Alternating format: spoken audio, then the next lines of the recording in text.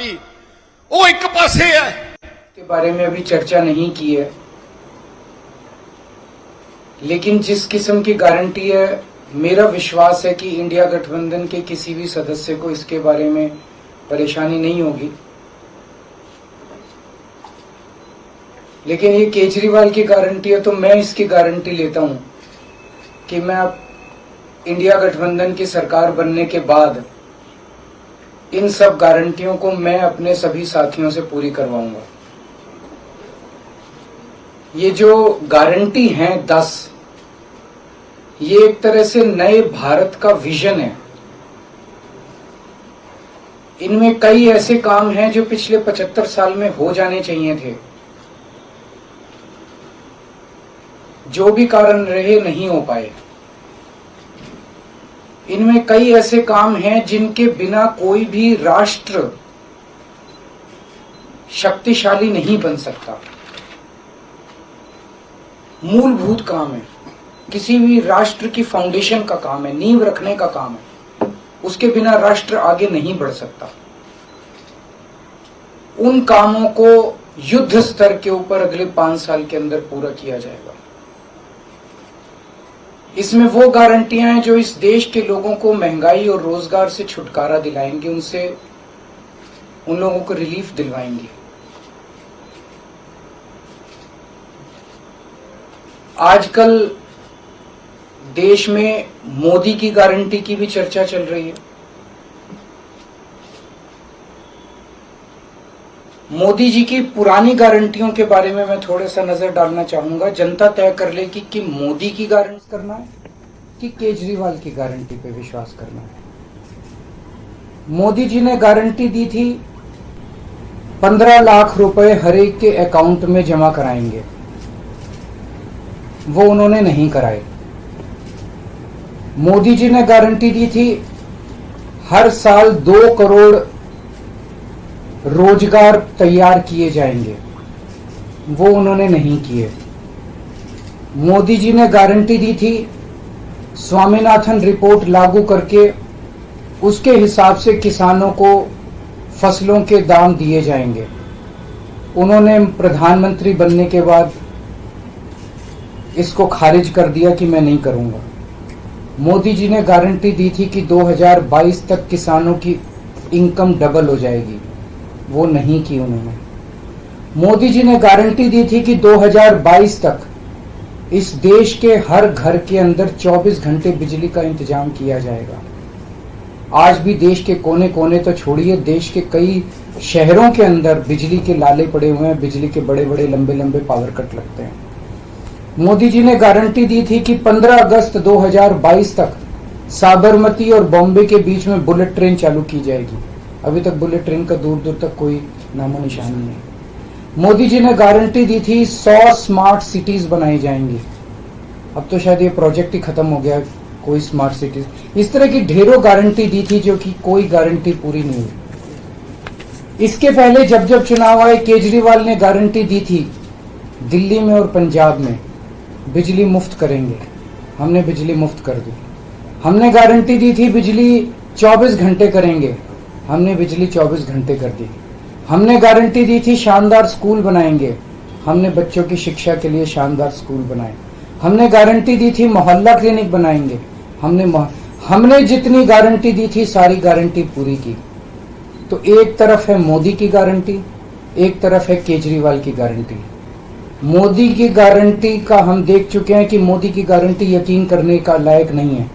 और अब तो अगली साल चूंकि मोदी जी रिटायर होंगे, तो उनकी रिटायरमेंट के बाद मोदी की गारंटी कौन पूरी करेगा, इसका भी कोई वो नहीं है। और केजरीवाल की गारंटी, केजरीवाल यही है, कहीं नहीं जा रहा, तो केजरीवाल की गारंटी पूरी करने की गारंटी केजरीवाल लेता है। 10 गारंटी क्या है, मैं एक एक करके बताता हूं। सबसे पहली गारंटी है देश के अंदर 24 घंटे बिजली का इंतजाम करेंगे। कैसे करेंगे? हमारे देश में 3 लाख मेगावाट बिजली प्रोड्यूस करने की क्षमता है, कैपेसिटी है। देश की पीक डिमांड, गर्मियों के अंदर पीक डिमांड, देश की सबसे ज्यादा डिमांड होती है 2 लाख मेगावाट। तो आज हमारा देश जितनी बिजली पैदा कर रहा है, पैदा कर सकता है, जितनी डिमांड है उससे कहीं ज्यादा बिजली पैदा करने की हमारी क्षमता है, लेकिन मेरे घर के अंदर फिर भी पावर कट लग रहे हैं। क्यों? मैनेजमेंट खराब है। दिल्ली में भी यही हाल था, पंजाब में भी यही हाल था। बिजली तो थी लेकिन मैनेजमेंट खराब था। हमने मैनेजमेंट ठीक करके दिल्ली में भी 24 घंटे बिजली का इंतजाम किया, पंजाब में भी किया, देश में भी करके दिखा सकते हैं क्योंकि हमें एक्सपीरियंस है। देश के गरीब लोगों को बिजली मुफ्त दी जाएगी।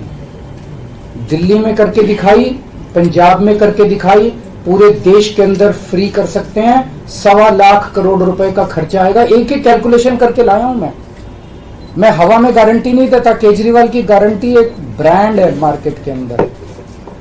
अगर हम कुछ बोलते हैं तो वो पूरी करते हैं। तो 1.25 लाख करोड़ रुपए का खर्चा आएगा। 1.25 लाख करोड़ रुपए हम इंतजाम करेंगे। 1.25 लाख, उसके अंदर पूरे देश के गरीबों को 200 यूनिट बिजली मुफ्त मिल सकती है। आज भी हमारे देश के गरीब लोगों को ये बिजली की पहली गारंटी थी। दूसरी गारंटी है शिक्षा की। कोई भी देश तब तक तरक्की नहीं कर सकता जब तक उसके हर बच्चे को अच्छी शिक्षा का इंतजाम ना कर दिया जाए। अगर किसी देश के अंदर ढेरों लोग अनपढ़ हैं, अगर किसी देश के अंदर ज्यादा बच्चे, कई बच्चों को बिलो स्टैंडर्ड, सब क्वालिटी, गंदी बेकार शिक्षा मिलती है, वो देश कभी आगे नहीं बढ़ सकता। आज हमारे देश के अंदर सरकारी स्कूलों का बुरा हाल है। 10 लाख सरकारी स्कूलों के अंदर 18 करोड़ बच्चे पढ़ते हैं जिनका कोई भविष्य नहीं है।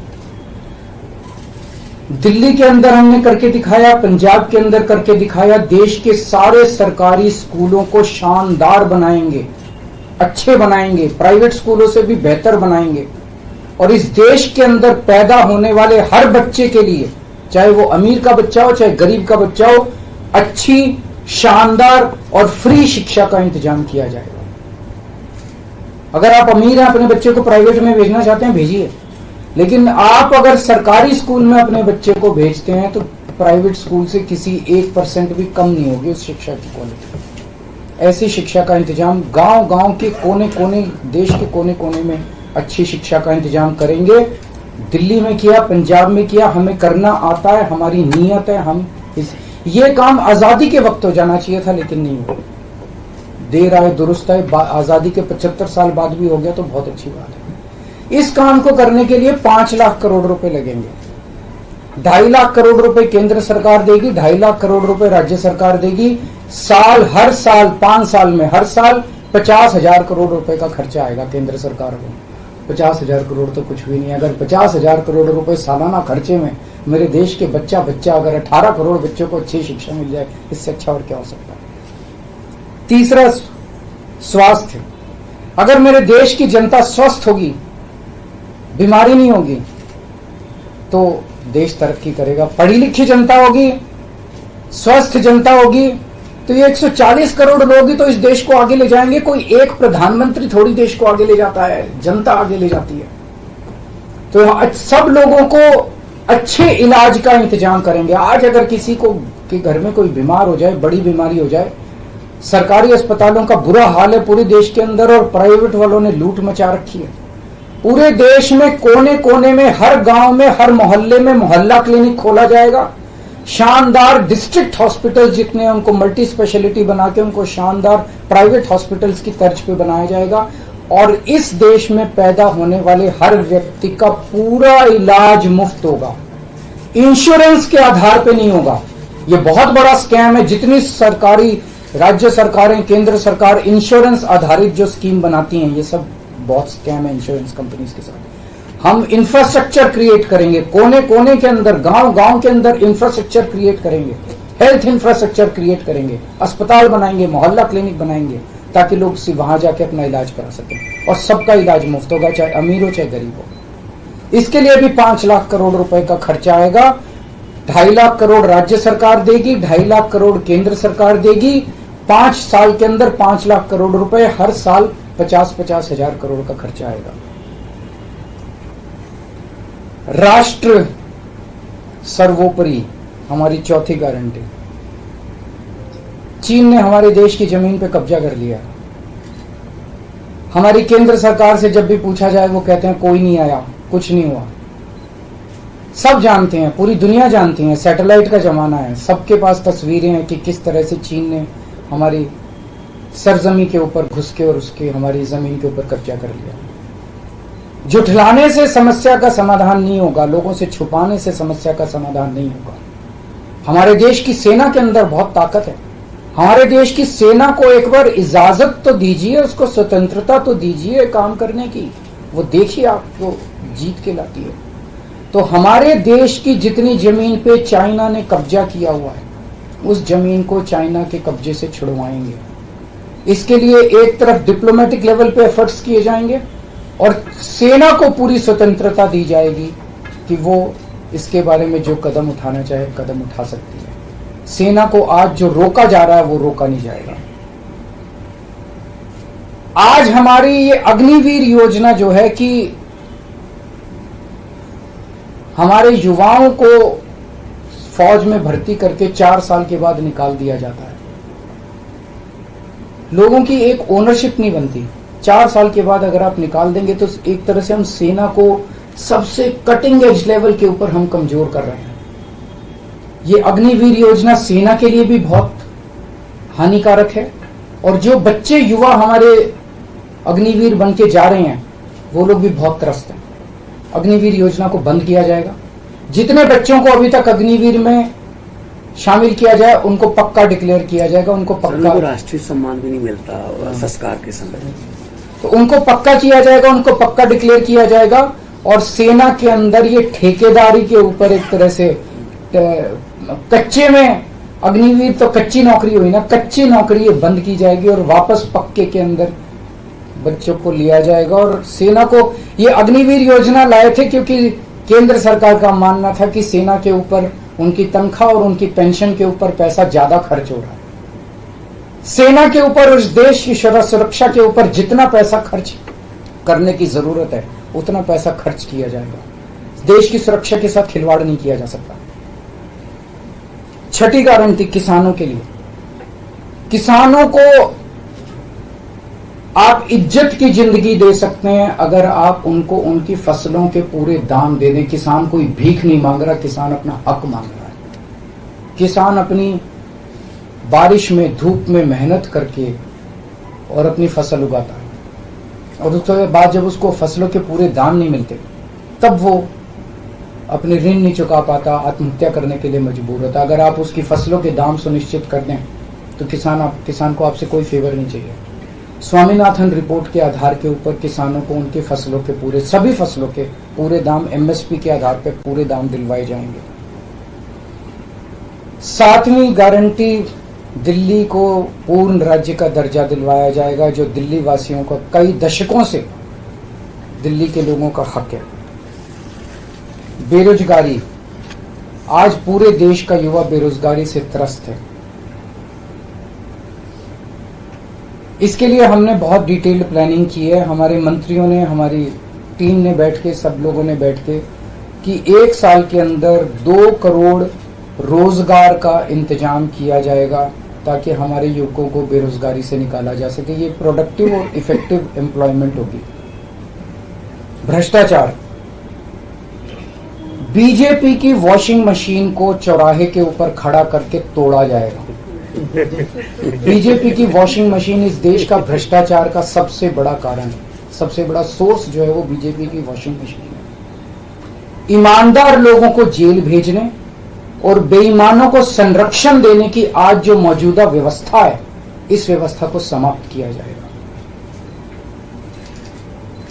दिल्ली और पंजाब में जिस तरह से हमने भ्रष्टाचार पे दोनों लेवल पे, छोटे लेवल का भ्रष्टाचार और बड़े लेवल का भ्रष्टाचार, हमने जो वार किया है उसी लेवल पे इफेक्टिव तरीके से पूरे देश को भ्रष्टाचार से निजात दिलवाई जाएगी। और 10वीं और आखिरी गारंटी व्यापारियों के लिए।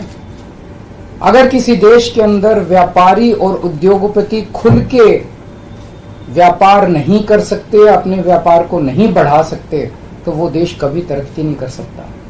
उस देश के अंदर कभी जॉब्स पैदा नहीं हो सकते।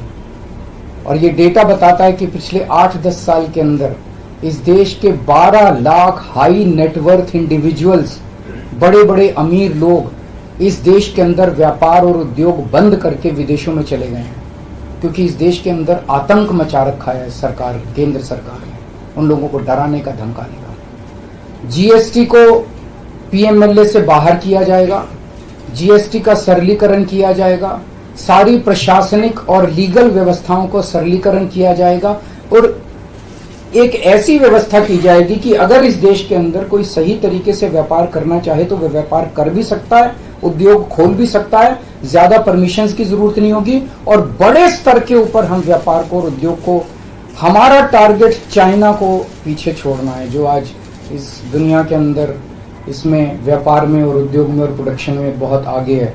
हमारा कंपटीशन उनके साथ है। तो इसके लिए सभी व्यापारियों को, उद्योगपतियों को आगे बढ़ने का मौका दिया जाएगा। ये हम लोगों की 10 गारंटी है और मजबूत गारंटी है और मैं समझता हूं कि देश को इन सब उससे तरक्की मिलेगी। अगर आपके कोई प्रश्न है तो। वॉशिंग मशीन वाली बात कही तो क्या इसका मतलब है कि जो कार्रवाई हो रही है वैसी कार्रवाई आप लोग करेंगे? नहीं, हम कह रहे हैं वॉशिंग मशीन तोड़ेंगे। हम ये कह रहे हैं कि आज ईमानदार लोगों को पकड़ पकड़ के जेल भेजा जा रहा है, बेईमानों को वो अपनी पार्टी में शामिल करके संरक्षण देते हैं और उनको ईडी और सीबीआई के केस में, ये व्यवस्था बंद की जाएगी। जो असली बेईमान है, जिन्होंने असली में बेईमानी की है, उन लोगों को पकड़ा जाएगा। इस तरह से पॉलिटिकल तरीके से विक्टिमाइजेशन बंद किया जाएगा। कल प्रधानमंत्री की उम्र को लेकर जो बात थी उसमें गृह मंत्री का बयान है, उन्होंने कहा कि जो भाजपा के कानून में ऐसी बात नहीं लिखी हुई है और देश भर के लोग चाहते हैं उत्तर से दक्षिण तक कि नरेंद्र मोदी प्रधानमंत्री। देखिए, कल मैंने बोला था कि मैंने क्या बोला था, 2014 में प्रधानमंत्री जी ने खुद ने कानून बनाया था, अपने नियम बनाए थे बीजेपी के लिए कि 75 साल की उम्र होने पे भारतीय जनता पार्टी के अंदर उनको कोई भारतीय जनता पार्टी अपने किसी भी नेता को किसी तरह की कोई जिम्मेदारी नहीं देगी और उनको रिटायर किया जाएगा। उस नियम के आधार पे आडवाणी जी को रिटायर किया गया, मुरली मनोहर जोशी जी को रिटायर किया गया, सुमित्रा महाजन जी को रिटायर किया गया, यशवंत सिन्हा जी को रिटायर किया गया, रीता बहुगुणा जोशी जी को रिटायर किया गया, संतोष गंगवार जी को, कई लोगों को रिटायर किया गया, यशवंत सिन्हा जी को रिटायर किया गया। तो कल जब मैंने कहा कि उस नियम के हिसाब से 17 सितंबर 2025 यानी कि अगले साल प्रधानमंत्री जी जब 75 साल के हो जाएंगे तो वो भी रिटायर हो जाएंगे। जब मैंने ऐसे कहा तो कल मैंने देखा कि बीजेपी के बहुत सारे नेताओं ने ये कहा कि वो नियम 75 साल वाला मोदी जी के ऊपर लागू नहीं होता। तो मैं समझता हूं कि जब भी ऐसा कुछ होता है, जब किसी पार्टी के सबसे बड़े नेता के ऊपर कोई टिप्पणी की जाती है तो जाहिर तौर पे उनकी पार्टी के लोग उनको उनके समर्थन में बोलते हैं। लेकिन मैं समझता हूं कि प्रधानमंत्री जी ने कुछ नहीं बोला अभी। उनकी पार्टी के नेता कह रहे हैं कि नहीं, हम उनको रिटायर नहीं होने देंगे, उनको, ये उनकी भावना है, उनके पार्टी के नेताओं की भावना है।